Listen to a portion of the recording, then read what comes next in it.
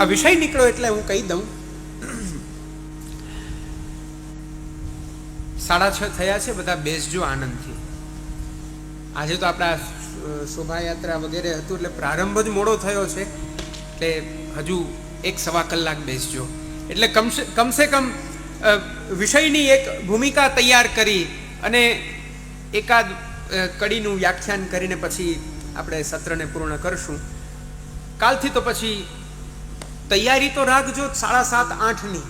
પત્રિકામાં ભલે 6:30 લખ્યું હોય, પણ 7:30-8ની તૈયારી રાખીને જ આવજો. ખાસ કરીને આપ બધા મહિલાઓ, આપ લોકોનું જે ગૃહ કાર્ય હોય ને, સવારથી એવો પ્લાનિંગ રાખજો કે જઈને પછી બહુ કરવું ન પડે, બધું અડધું કરીને આવજો. હા, નહીતર મને અનુભવ છે, 6:30 પોણા 7 થાય એટલે ઉઠીને બધા પછી એક વ્યક્તિ જાય તો એને જોઈને બધા પ્રોત્સાહિત થાય, પછી ટોળા બધા. એટલે 7 દિવસ આપણે હવે આ જ કરવાનું છે. તો પૂર્વ જન્મમાં જે કર્મ છે એના ફલને ભાગ્ય કહેવાય છે. કોઈ એમ વિચાર કરે કે હું કઈ એવું કરીને આનાથી બચી જાઉં. ગોપાલદાસજી ઉપર જે કૃપા થઈ છે, આ આધિદૈવિક ફલ છે, એ સમજાવવાને માટે હું આખા દૃષ્ટાંતો બધા આપી રહ્યો છું.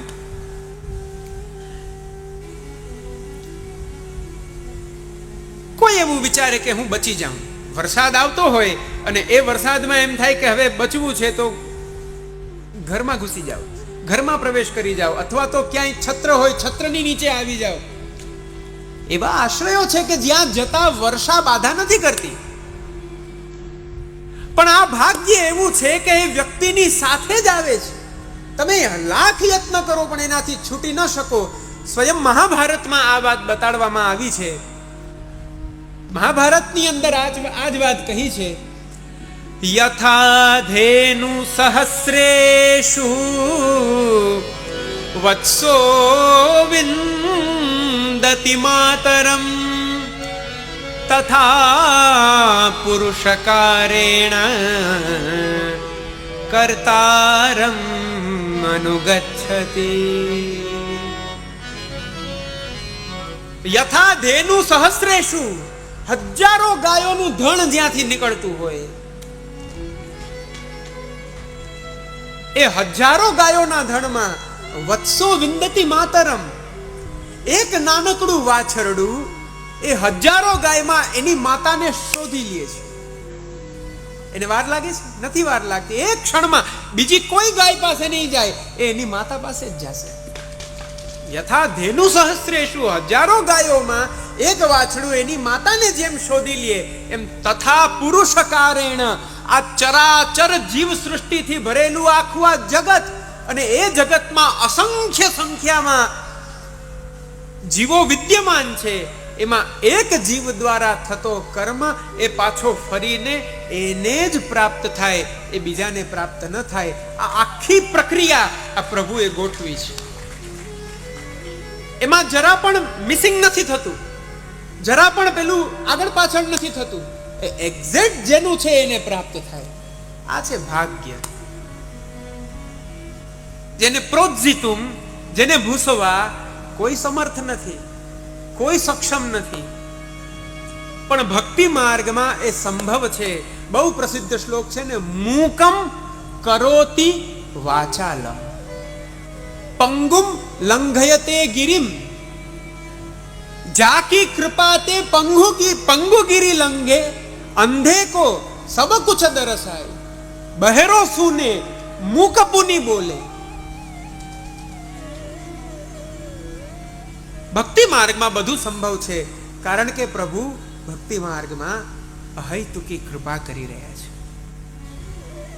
અને એ કૃપાની પાછળનું જો કોઈ કારણ હોય, આ વલ્લભાખ્યાન, આ વિષયને વલ્લભાખ્યાન તો ગૂઢ છે પણ એને ભૂમિકાને સમજવી એ પણ એક અદ્ભુત વિષય છે. એ પણ એક અદ્ભુત વિષય છે. આવી અહૈતુકી કૃપા નિજજન ઉપર થાય, એની પાછળનું કોઈ કારણ હોય તો એ બહુ અદ્ભુત કારણ છે. એ છે સ્વકીયતા. જયંતિભાઈ, સુરત યાદ આવે છે પાછું. સ્વકીયતા. સ્વકીય એટલે પોતાનું. આગળ ગોપાલદાસજી એ પણ કહ્યું કે મને આ પોતાનો કરો. કરો કૃપા, હું કરું વિનંતી, પોતાનો કરી જાણો. સ્વકીયતા, આ મારો છે. બસ આપણા માટે આમાં બધું આવી ગયું. સકલાર્થ સિદ્ધિ, સર્વાર્થ સિદ્ધિ એ કેવલ પ્રભુના હૃદયમાં એટલો વિષય પ્રસ્થાપિત થઈ જાય કે આ જીવ મારો. આપણે કૃતાર્થ થઈ ગયા પ્રિયજનો. આપણો બેડો પાર થઈ ગયો. આપણા માટે હવે બીજું કઈ બાકી નથી રહેતું.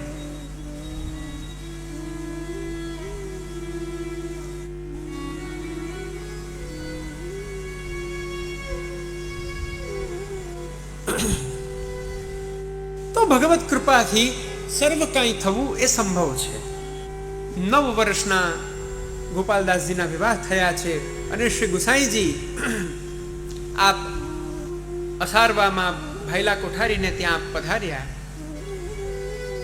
આપે જોયું, ગોપાલદાસજીને નામ નિવેદન કરાવ્યું અને નામ નિવેદન કરાવીને આપ જ્યારે આપના ગાદી તકિયા ઉપર આપની નિજ બેઠકમાં આપ ત્યાં બિરાજ્યા, ત્યારે ભાઈલા કોઠારીનો આખો પરિવાર ત્યાં ઉપસ્થિત થયો. ત્યારે શ્રી ગુસાઈજીએ આપે કહ્યું, આ બાળક કોણ છે? ભાઈલા કોઠારી કહે છે, કૃપાનાથ, આ ગોમતીનો વર છે. ગોપાલદાસ એનું નામ છે. શ્રી ગુસાઈજીએ આપે જોયું કે આ બોલી નથી શકતા. આપે એમની સન્મુખ દૃષ્ટિ કરી અને હાસ્ય પ્રદાન કર્યું અને સહજ હાસ્ય કરીને એટલું કહ્યું, ગોમતી, ગોમતીનો વર તો સાગર હોય. સર્વ નદી એ વહેતા વહેતા છેલ્લે તો સાગરમાં જ મળે છે ને.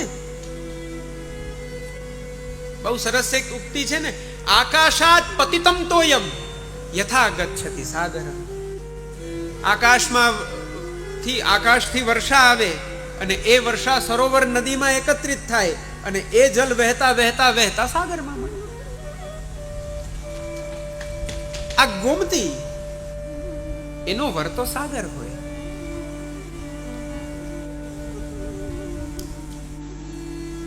સહજ આપને કરુણા આવી અને આપના મુખારવિંદમાંથી આ શબ્દો નીકળ્યા. ભાઈલા કોઠારી કહે છે, કૃપાનાથ, જો રાજની કૃપા હશે તો એ પણ થશે, ગોમતીનો વર સાગર પણ થશે.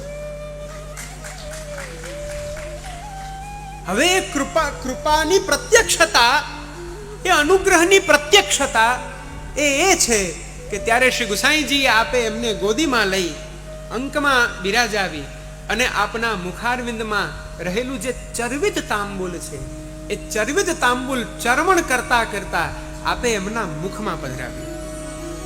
અને ગોપાલદાસજીના મુખમાં શ્રી ગુસાઈજીની એ અધર સુધા એનો પ્રવેશ કરતાની સાથે વંદુ શ્રી વિઠ્ઠલ વર સુંદર નવઘન શ્યામ તમાલ જગતી તલ ઉદ્ધાર કરેવા પ્રગટ્યા પરમ. આવા અનેકવિધ વિષયો એ વલ્લભાખ્યાનના રૂપમાં પ્રકટ થવા લાગ્યા.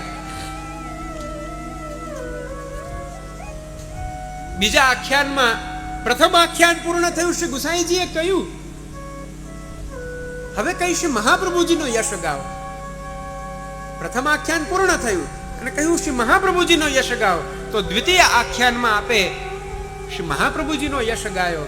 એમ કરતા કરતા કરતા 9 આખ્યાનનું નિરૂપણ થયું. એ આ વલ્લભાખ્યાન છે.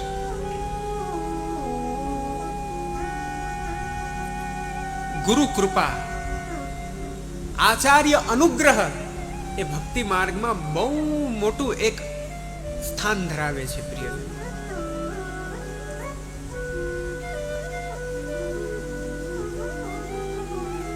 ભક્તિ માર્ગમાં શ્રીમદ આચાર્ય ચરણોના અનુગ્રહ વિના, શ્રીમદ પ્રભુચરણ શ્રી ગુસાઈજીના અનુગ્રહ વિના આપણે કંઈ કરવાને જ સમર્થ નથી.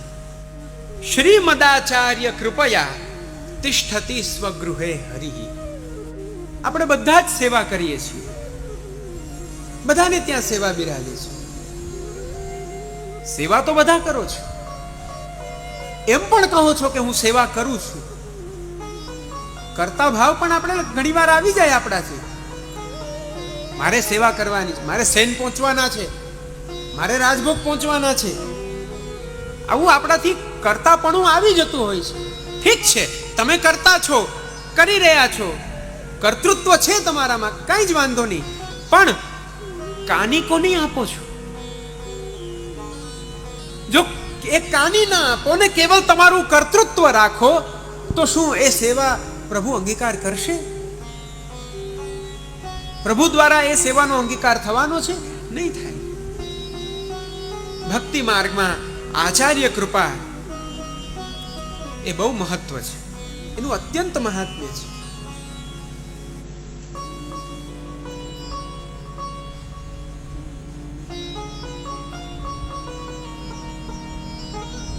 ચાલો એક નાનું પદ લઈ લઈએ. એસી કોણ કરે ગુરુ બિના. શા માટે મૂકત્વ છે? કેમ ગોપાલદાસજી મૂક થયા છે? પૂર્વજન્મમાં એમનો પૂર્વજન્મ નરસિંહ મહેતાનો છે. આ ભાવ પ્રકાશમાં પણ એનું નિરૂપણ છે. નરસિંહ મહેતાના સ્વરૂપમાં એમણે મર્યાદા ભક્તિ દ્વારા સતત યાચના કરી કરીને પ્રભુને શ્રમ આપ્યો. સતત યાચના કરી છે, સતત માંગણી કરી છે, અને છેલ્લે તો એમના લૌકિક પ્રસંગોમાં પણ પ્રભુએ શ્રમ લીધો છે. નરસિંહ મહેતાના ચરિત્રમાં આવે છે. એટલા માટે શ્રીમદ આચાર્ય ચરણ આપણને આજ્ઞા કરે છે, ભક્તિ માર્ગમાં પ્રાર્થના નથી, ભક્તિ માર્ગમાં માંગણી નથી, ભક્તિ માર્ગમાં નિવેદન છે. ભક્તિ માર્ગમાં યાચના નથી, ભક્તિ માર્ગમાં વિજ્ઞપ્તિ છે. આટલો ભેદ છે પ્રિયજનો. મર્યાદા ભક્તિના માધ્યમથી એમણે યાચના કરી, પ્રભુને શ્રમ આપ્યો, યાચના વાણી દ્વારા કરી, માટે એ વાણી જ વ્યર્થ ગઈ, પોતે મૂક થયા. પણ શ્રીમદ પ્રભુ ચરણની કૃપાથી, જેમ મેં પૂર્વમાં કહ્યું, મૂકમ કરોતિ વાચાલમ, ગુરુ કૃપા, આચાર્ય કૃપા થાય તો ભક્તિ માર્ગમાં સર્વ કાંઈ સંભવ છે.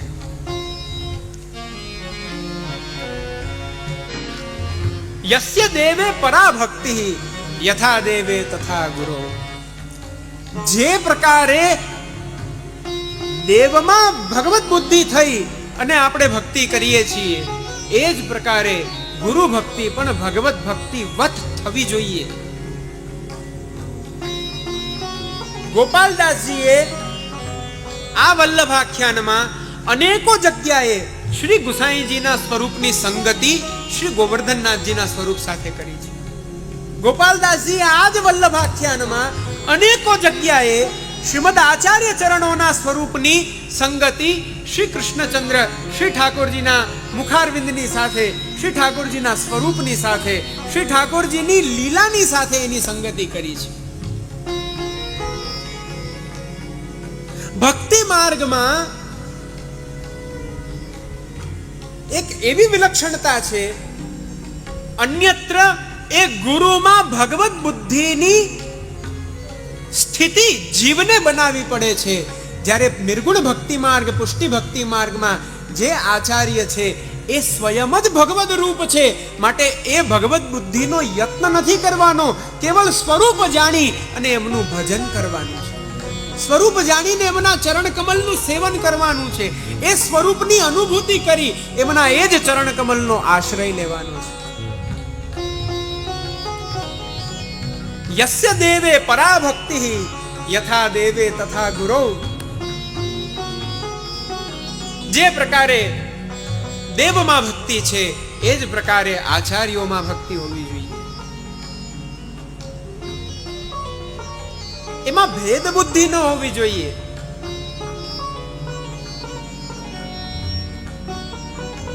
જીવની મતિ કેવી છે? મર્ત્ય બુદ્ધ્યા સૂયેત. જીવની મતિના આધારે એમાં ગુણ દોષાદિનો વિચાર કરી અને એમાં ન્યૂનાધિક્ય ન જોવું જોઈએ, એમને ભજવા જોઈએ. કારણ તસ્યૈતે કથિતા હ્યર્થાઃ. જે આચાર્યોના માર્ગમાં, એમના સંપ્રદાયમાં, એમના કથનાનુસાર ચાલનારા જે જીવો છે એને ફળ એ પ્રાપ્ત થાય છે ભગવત બુદ્ધિ કરવાનું, આચાર્યમાં મહાત્મ્ય સ્થાપિત કરવાનું. કે એ આચાર્યો દ્વારા જે કથન થયું છે, એ આચાર્યો દ્વારા જે અર્થો પ્રકટ થયા છે, એ અર્થો કેવા છે? ગૂઢા ગભીરા ગહના શ્રી વલ્લભ વાક સુધા. શ્રી મહાપ્રભુજીની વાણી કેવી? ગૂઢ, ગંભીર, ગહન, નિગૂઢ હૃદય. શ્રી ગુસાઈજી આજ્ઞા કરે છે તદુક્તમપી દુર્બોધમ. શ્રી આચાર્ય ચરણોની વાણી એ ક્લિષ્ટ છે. જ્ઞાન માર્ગી એને સમજી નથી શકતો, પોતાના જ્ઞાનથી એને જાણી નથી શકતો. આ આખું વર્ણન સર્વોત્તમ સ્તોત્રની અંદર કલિકાલ તમશ્ચન્ન દૃષ્ટિત્વાદ વિદુષામપી, એની અંદર બહુ વિસ્તારથી આનું વર્ણન છે. કાલના કારણે જીવની મતિ એવી થઈ છે કે જાણી નથી શકતો, સમજી નથી શકતો. તો શું કરવું? કેવલ એક ગુરુમાં અનન્ય પ્રીતિ કરો, એ આચાર્ય ચરણોનું શરણ ગ્રહણ કરો, એમાં ભગવત બુદ્ધિ કરો. એ ભગવત બુદ્ધિ કરવા માત્રથી તસ્યેતે કથિતા હ્યર્થા, એમના જે અર્થો પ્રકટ થયેલા છે, તદુક્તમપી દુર્બોધમ, એમના વચનો બહુ કઠિન છે પણ સુબોધમ સ્યાદ્યથા તથા. જો એમની કૃપા પ્રાપ્ત થાય તો એમના વચનો એ સુબોધ થઈ જાય છે. પ્રકાશંતે, એ અંતઃકરણમાં પ્રકાશિત થાય છે. અને આવો જીવ જે ભગવત બુદ્ધિ આચાર્ય ચરણોના સ્વરૂપમાં જેવો ભગવત બુદ્ધિ કરી રહ્યા છે, એ જીવને આ ઉપનિષદ એક અદ્ભુત ઉપમા આપે છે. એ છે મહાત્મનઃ. આચાર્યમાં ભગવત બુદ્ધિ કરનારા જે જીવો છે, આ જીવો કોઈ સામાન્ય જીવ નથી, એને મહાત્મનઃ, મહાત્મા કયા છે.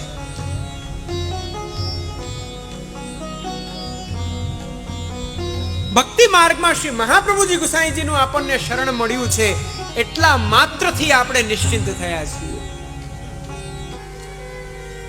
આ પ્રકારે ભક્તનો ઉત્કર્ષ શ્રી ગુસાઈજીએ આપે કર્યો છે.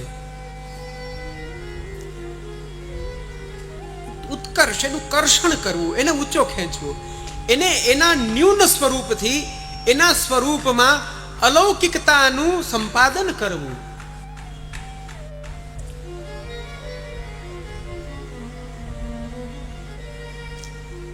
ભક્તિ માર્ગની અંદર જ્યારે નામ નિવેદન થાય છે, આ નામ નિવેદનથી જ ઉત્કર્ષનો પ્રારંભ થઈ જાય છે. જે જીવની અંદર આનંદ તિરોહિત થયેલો છે, એ ભગવત સંબંધ માત્રથી એ આનંદનું પુનઃ પ્રકટ થવું, એ તિરોહિત આનંદ વાળો જીવ પુનઃ પાછો એ આનંદને પ્રાપ્ત કરે, અહીંથી એના એ ઉત્કર્ષનો પ્રારંભ થાય છે.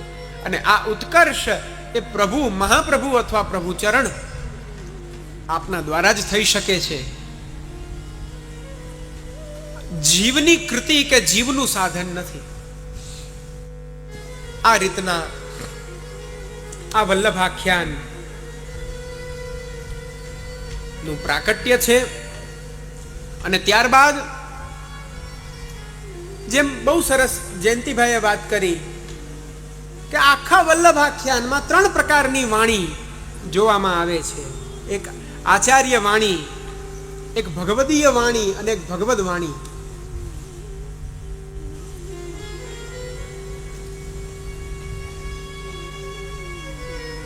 લૌકિકની અંદર જ્યારે કોઈ બોલી રહ્યા છે ત્યારે એ પોતે બોલી રહ્યા છે, એ વ્યક્તિ પોતે બોલે છે.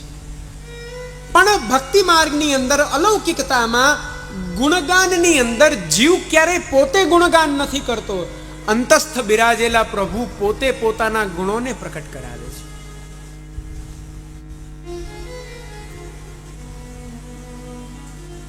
એવં નિશમ્ય ભૃગુનંદન સાધુવાદ વૈયાસકી સ ભગવાનથ વિષ્ણુરાતમ. આખા શ્રીમદ ભાગવતની અંદર 2 થી 9 સુધીના સ્કંદો પૂરા થઈ ગયા અને હવે દશમ સ્કંદનો પ્રારંભ થાય છે. અને એ દશમ સ્કંદના પ્રારંભમાં પરીક્ષિત રાજાએ જિજ્ઞાસા કરી, પ્રશ્ન કર્યો, મારે હવે બધું જ સાંભળ્યું, હવે મારે ભગવત ચરિત્ર સાંભળવું છે.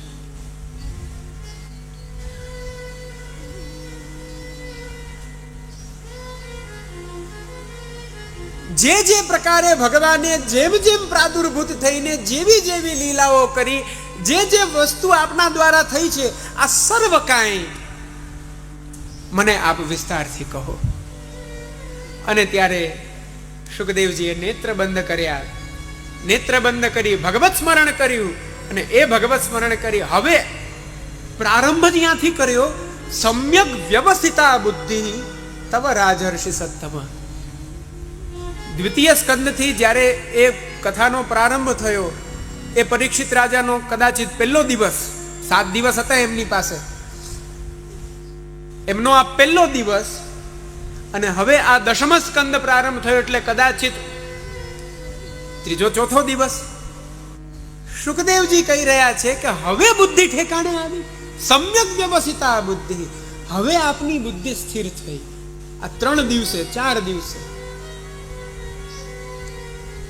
કારણ વાસુદેવ કથાયામ તે યજ્જાતા નૈષ્ઠિકી રતિ. અત્યાર સુધી તમે આનો પ્રશ્ન પૂછ્યો, પેલાનો પ્રશ્ન પૂછ્યો, આનો પ્રશ્ન, પણ અત્યાર સુધી મને સાક્ષાત પૂર્ણ પુરુષોત્તમ શ્રી કૃષ્ણચંદ્રના ચરિત્ર વિશે તમે મને પૂછ્યું નહીં. અને હવે તમે પૂછો છો તો હું એવું માનું કે હવે તમારી બુદ્ધિ સ્થિર થઈ છે. સુખદેવજી આ બોલ્યા એ પહેલા એમણે બોલવાનો યત્ન કર્યો. પરીક્ષિત રાજાને જે જે સાંભળવું છે એ બધું એમણે સાંભળ્યું. અને ત્યારે એ વર્ણન કરવા જાય છે એ પહેલા સૂતજી બોલે છે, વૈયાસકી. સુખદેવજીએ સૌથી પહેલા તો ભગવત ચરિત્ર સાંભળવું છે એવું સાંભળવા માત્રથી કયું સાધુવાદ, આહા, વાહ વાહ વાહ, એવું કહેવા લાગ્યા. કેમ? એમનું એ વ્યસન હતું. હવે આ મને બાંધીને બેઠો છે, એ જે પૂછે એ કહેવાનું. અને ના પૃષ્ઠ કસ્યચિત બ્રુયાત, જો ન પૂછવામાં આવે તો ના કહેવું જોઈએ. હવે આ ભગવત ચરિત્ર કહેતો જ નથી, પૂછતો જ નથી, તો હું કહું કેવી રીતે? અને મારો વિષય એ છે કે મારું વ્યસન છે કે મારા મુખથી કેવલ ને કેવલ ભગવત ચરિત્ર જ નીકળે. પણ આ પૂછે નહીં, મારાથી બોલાય નહીં. પણ હવે આણે પૂછ્યું સાધુવાદમ, તરત જ આહા, વાહ વાહ વાહ, એવું કરી એમણે નેત્ર બંધ કર્યા. અને નેત્ર બંધ કરતાની સાથે બોલવાનો ઉદ્યમ કરે છે. ત્યારે સ ભગવાન, ત્યાં સુબોધિનીજીમાં શ્રી મહાપ્રભુજી આજ્ઞા કરે, સુખદેવજીએ જ્યારે નેત્ર બંધ કર્યા અને ભગવત સ્મરણ કર્યું, ત્યારે એ સમયે ભગવાન એમના હૃદયમાં આવીને બિરાજ્યા.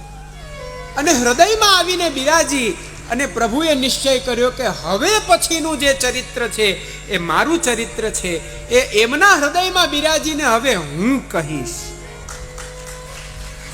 માટે ગોપાલદાસજીના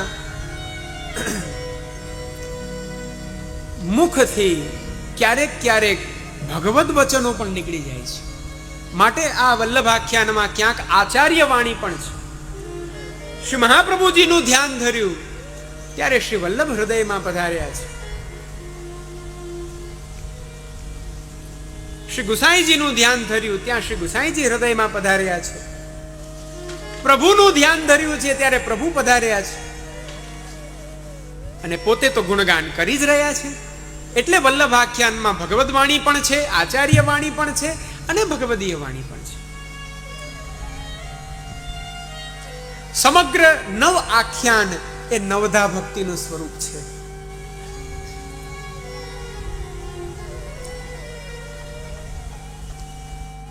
નવ પ્રકારની ભક્તિ અને એક છે એ નવ પ્રકારની ભક્તિ જ્યારે ફલિત થાય ત્યારે એક 10મી ભક્તિ અર્થાત પ્રેમ લક્ષણા ભક્તિ. આ 9 પ્રકારની ભક્તિ એ સાધનાત્મિકા છે. નું સાધન જીવ કરે છે ત્યારે જ્યારે ફલિત થાય છે ત્યારે એ પ્રેમ લક્ષણા ભક્તિના રૂપમાં પ્રકટ થાય છે.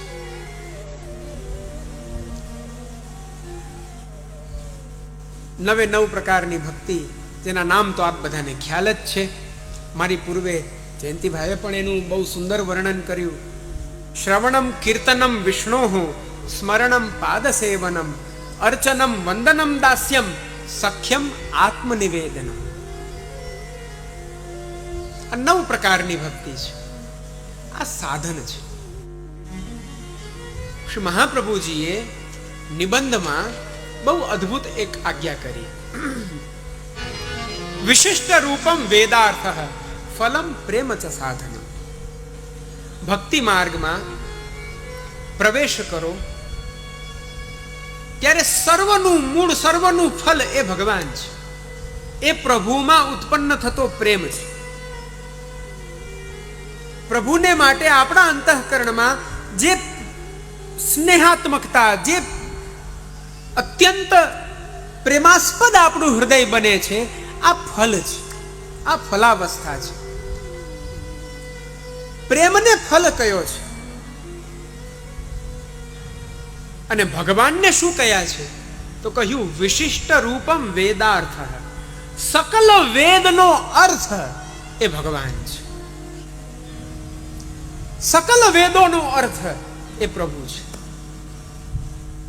વેદાંત કૃત વેદ વિદેવ ચાહમ. વેદો દ્વારા પણ જે પ્રતિપાદિત થાય છે એ તત્વ માત્ર ને માત્ર શ્રી કૃષ્ણ છે. વેદો પણ જેનું વર્ણન કરે છે એ કૃષ્ણ છે. એનું અદ્ભુત વર્ણન ગોપાલદાસજીએ પણ કર્યું. ગાય શ્રુતિ ગુણ રૂપ અહર્નિશ ધરી ધ્યાન વિચાર. લગભગ બીજું આખ્યાન. શ્રુતિઓ પણ જેનું ગાન કરે છે, શ્રુતિઓ જેનું અહર્નિશ ધ્યાન ધરે છે. જો ગાય શ્રુતિ ગુણરૂપ, ગુણરૂપ તો ભગવાનના ગાય છે, પણ કેવલ ગાય નથી રહ્યા. વ્યક્તિ આજે હું બોલી રહ્યો છું, કેમ બોલીશ? પેલા એ વિષયો મારી અંદર આવે, મારા માનસની અંદર સ્થિર થાય અને મારી બુદ્ધિ નિશ્ચય કરે કે ના આ બરાબર નહીં. જે સિલેક્ટ થયા એ બધા જ વિષયો મુખ દ્વારા બહાર આવે. ધરી ધ્યાન વિચાર. ધ્યાન છે ત્યાં. વેદાર્થ ભગવાન સકલ વેદનો અર્થ છે. અને એ ભક્તિ માર્ગમાં કઈ ફલ હોય તો એ ફલ છે એવા પ્રભુમાં વિશુદ્ધ સ્નેહ, પ્રેમ. પણ એ પ્રેમ કેમ ઉત્પન્ન થાય? જો પ્રેમ ફલ છે તો એ ફલ કેવી રીતના પ્રાપ્ત થાય?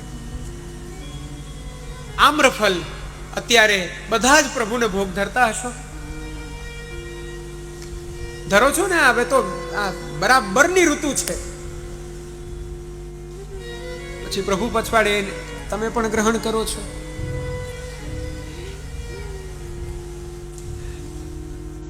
ફલ છે ને સદાને માટે મધુર હોય. શું થઈ ગયું એને? ફલ સદા મધુર હોય. અચ્છા, હવે આ બાજુની લાઈટ બંધ ન કરતા, નહીતર પાછો વિષય બદલી જશે. હવે અંધારું થાય છે. બધા મુશ્કેલથી બધા જાગો છો, પછી બધા હા બસ થઈ ગયું. ઠંડક છે, એક તો અંધારું થાય. જો બપોરના પણ વ્યક્તિને વામકુક્ષી કરવી હોય તો સૌથી પહેલા પડદા બંધ કરે. કેમ? પ્રકાશ છે તો નિદ્રા ના આવે. એમાં ચાલુ રહેવા દેજો. હવે બસ થોડી વાર જ છે.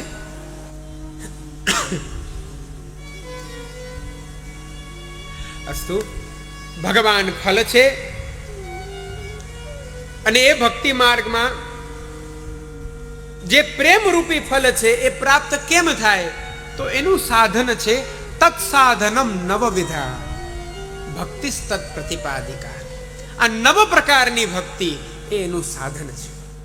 એ નવ પ્રકારની ભક્તિ દ્વારા વિશુદ્ધ પ્રેમ પ્રાપ્ત થાય છે. આ નવ આખ્યાનનું જ્યારે આપણે ચિંતન કરીએ, આ નવ આખ્યાનનું આપણે સૌ પાઠ કરીએ,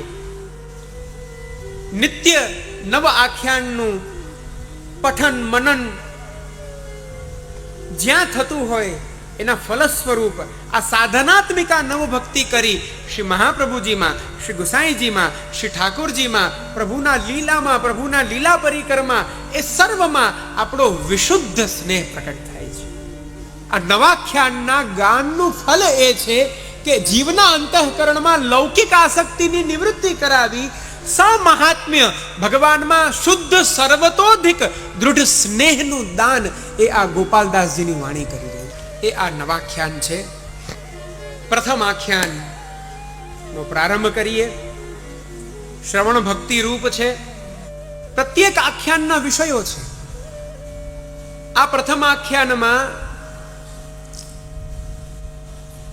શ્રી ગુસાઈજીને દંડવત પ્રણામ કરી મંગલાચરણ રૂપ વંદન કરી અક્ષર બ્રહ્મ અને પુરુષોત્તમનું સ્વરૂપનું નિરૂપણ છે. દૈવી સૃષ્ટિ આસુરી સૃષ્ટિનું નિરૂપણ છે. આ દૈવી અને આસુરી બંનેને પ્રકટ કરવી એ પ્રભુની એક લીલા છે, એનું નિરૂપણ છે. એવા પૂર્ણ પુરુષોત્તમ સ્વયં આ ભૂતલ ઉપર સાક્ષાત શ્રી ગુસાઈજીના સ્વરૂપે પ્રાદુર્ભૂત થયા છે. એવા શ્રી ગુસાઈજીના સ્વરૂપનું વર્ણન છે. એવા શ્રી ગુસાઈજી આપ આ ભૂતલ ઉપર પધારી અને સકલ દૈવી જીવોનો આપ ઉદ્ધાર કરી રહ્યા છે. આવા સઘળા વિષયોનું નિરૂપણ એ આ પ્રથમ આખ્યાનમાં કર્યું છે. કેદાર રાગમાં ગોપાલદાસજીએ ગાયું છે. અને આ પ્રથમ આખ્યાન ની અંદર કુલ 24 કડી છે.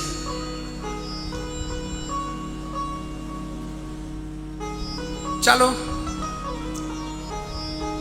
પ્રથમ આખ્યાનનું ગાન કરીએ. આપ બધા કાગળ લઈને બેઠા છો એટલે આપ સૌની પાસે એ આખ્યાન વિદ્યમાન છે. જાજુ નહીં, પેલી 7 કડી ગાઈ લઈએ અને પછી પ્રથમ કડીનો કેવલ સામાન્ય શબ્દાર્થ જોઈ અને આજના સત્રને પછી વિરામ કરીશું, કારણ કે 7:15 થયા છે. બધા સાથે મળીને ગાન કરીએ. પણ કેદાર રાગ નથી કર્યો.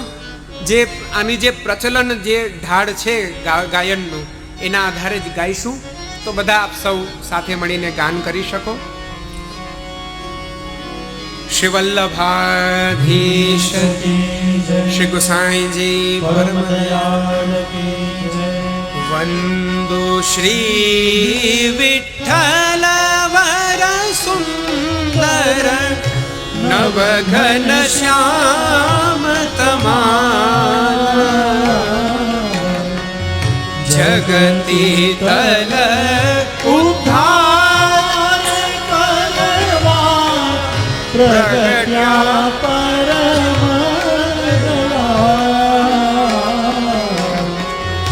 શ્રી પુરુષોત્તમ સ્વતંત્ર ક્રીડા લીલા દ્વિજ તનુધારી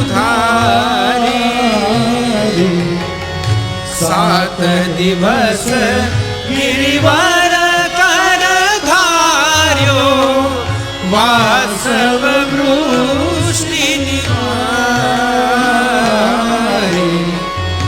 તે પ્રગટ્યાનું કારણ કહીએ જો સુરતા મન આણો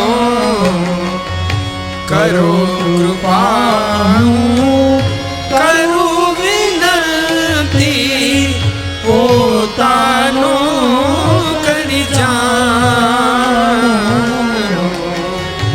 વ્યાપક રૂપ અદ્વૈત બ્રહ્મ જે તેજોમય કહેવાય. આર્ય પંથ અધિકારી મુનિ જન તે માહે લય થાય અક્ષર આદિ અખંડ અનુપમ ઉપમા કહી ન જાય અસ્તિ વસ્તુ સહુ કોમળી બોલે નિગમને તિનેતિ ગાય નિર્ગુણનો નિર્દેશ પટો રસનાશી તેરે કહીએ રૂપ વર્ણ વપુ દ્રષ્ટ પદાર્થ ત્યાં એકો કહીએ તે થકી પુરુષોત્તમ ગળા લીલા ચલ વિહાર બ્રહ્મ જ્ઞાની ને મુક્તિ માર્ગી સ્વપ્ને નહીં વ્યવહાર વંદો શ્રી વિઠ્ઠલ વર સુંદર નવઘન શ્યામ તમાલ જગતી તલ ઉદ્ધાર કરવા પ્રગટ્યા પરમ દયા પ્રગટ્યા પરમ દયા પ્રગટ્યા પરમ